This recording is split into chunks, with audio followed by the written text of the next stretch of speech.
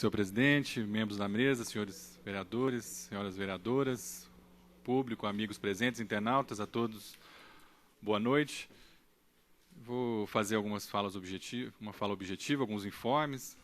Vou retomar só um assunto da sessão passada, para complementar a questão da Santa Casa, e fazer uma fala mais rápida hoje.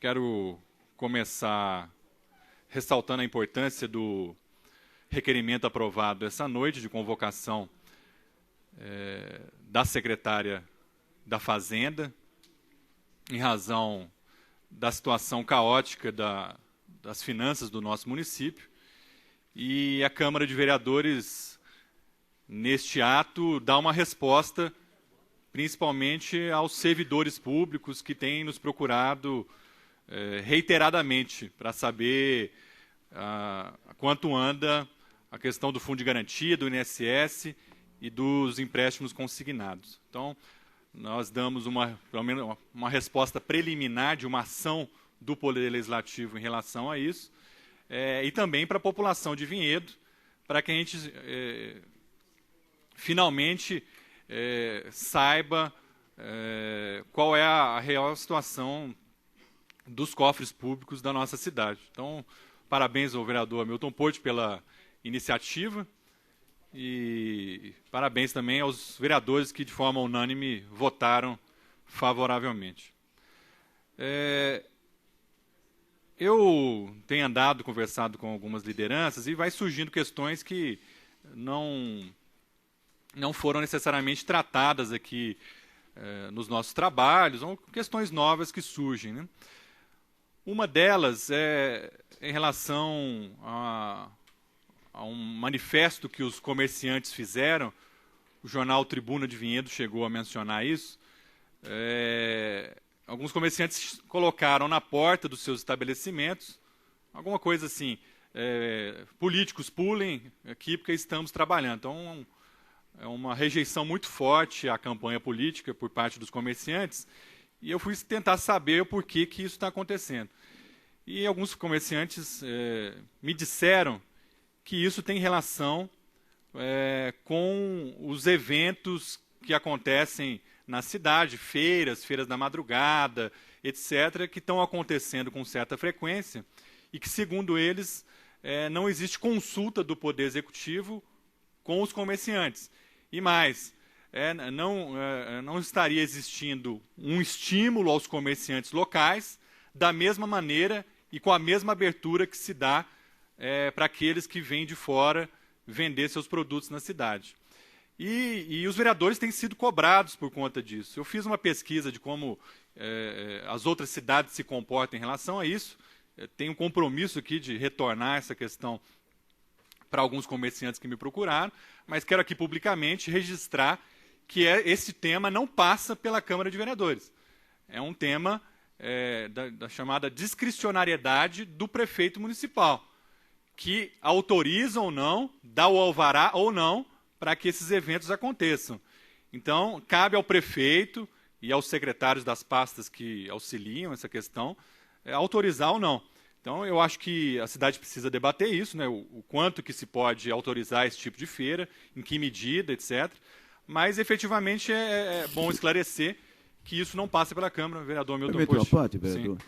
Até para que se evite uma concorrência desleal, vereador, porque fica simples para alguém pegar um carrinho de obras e vender seus produtos. É lógico que ele tem um menor potencial comercial, essa é que é a verdade. Mas, de qualquer forma, trata-se de uma concorrência para aquele que paga impostos.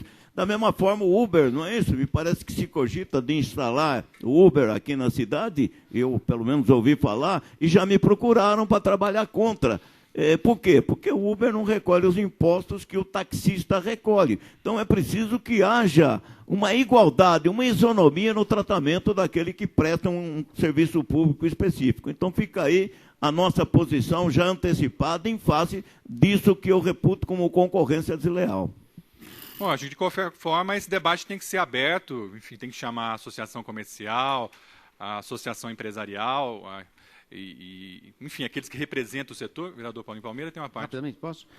Senhor vereador, parabéns pelo tema, e eu que gostaria só de salientar, eu também preocupado com essa situação, que alguns me procuraram, falei com o prefeito, ele até encaminhou para mim aqui a mensagem que você fazendo ia lá, mas a informação que eu obtive e trago a título de informação é que os proprietários do empreendimento parece que tinham um liminar que autorizava. Então, parece que a Prefeitura Fazenda foi para verificar. Então, parece que a determinação judicial vendo que estava legalizada a situação. Enfim, isso que é o triste, mas não é por conta simplesmente da não ação da Prefeitura. Não faço em tom de defesa aqui da Prefeitura, mas trago a informação que eu obtive. Sim, obrigado. Informação importante. Bom, obrigado, e fica aí a sugestão para que a Prefeitura faça aí um debate aberto aí com os comerciantes, com as entidades representativas, com os vereadores e com a população como um todo. Uma outra questão que surgiu e que realmente eu não sabia que a cidade de Vinhedo não regulamentou é em relação à apicultura, né? Ou seja, a criação de abelhas, especialmente abelhas que não têm ferrão. Parece uma coisa simples, mas diversas pessoas precisam dessa regulamentação, fui procurado por elas, e quero trabalhar a ideia de um projeto ou da indicação de um projeto aí para enviar para o Poder Executivo, e para que isso venha a debate, para que essa atividade seja regulamentada no município de Vinhedo. Diversas cidades já regulamentaram, e fica faltando, portanto, a Prefeitura apresentar esse projeto, ou aqui na própria Câmara, vou estudar se existe essa possibilidade, ou se a iniciativa tem que ser somente do prefeito municipal, mas, de qualquer forma, fica aqui o compromisso de levantar esse tema, né, e insistir para que isso seja debatido e depois votado.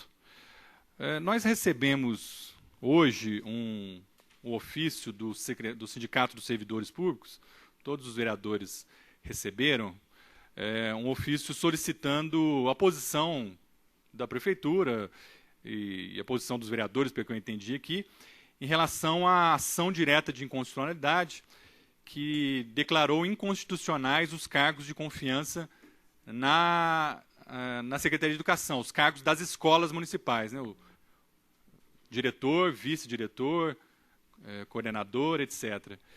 E o questionamento do sindicato é justamente como a Prefeitura está encaminhando isso, porque nós estamos num processo de eleições municipais, depois vem o final do ano, Natal, Ano Novo, e no ano que vem a cidade tem que inaugurar uma nova forma de contratação desses cargos de confiança nas escolas e creches municipais.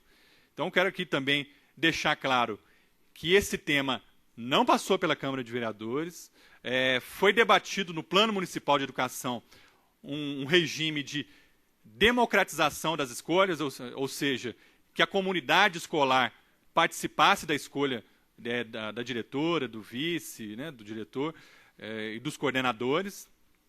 Tem um prazo, inclusive, para cumprir isso, mas, para além do Plano Municipal de Educação, veio uma decisão judicial, que é uma ADIM, uma ação direta de inconstitucionalidade, obrigando o governo municipal a resolver essa questão. É importante que esse tema seja antecipado, até porque tem mães e pais de famílias que estão nesses cargos agora, eles precisam saber o que vai acontecer, tem que ter uma transição em relação a isso, porque depois vem para a Câmara, a gente já conhece essa história, vem atropelado de uma hora para outra, e aí causa aquela comoção, aquela confusão na cidade. Então, o vereador Edu tem...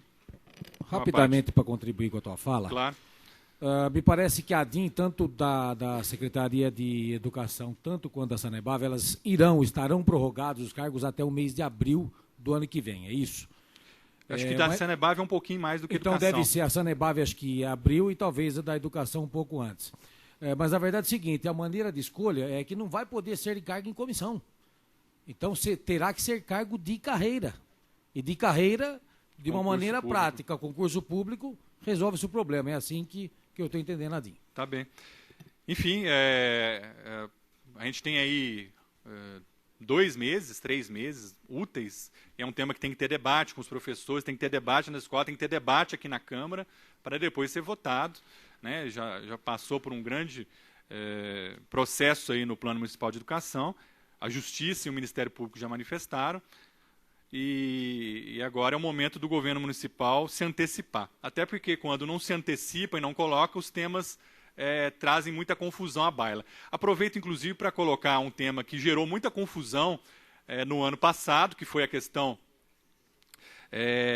do corte do 14º salário dos servidores. A gente trouxe esse tema de forma enfática, colocamos aqui as diferenças que nós tínhamos em relação a isso, como a coisa foi feita de uma forma atropelada, causou confusão em relação às pessoas que estavam nesse processo.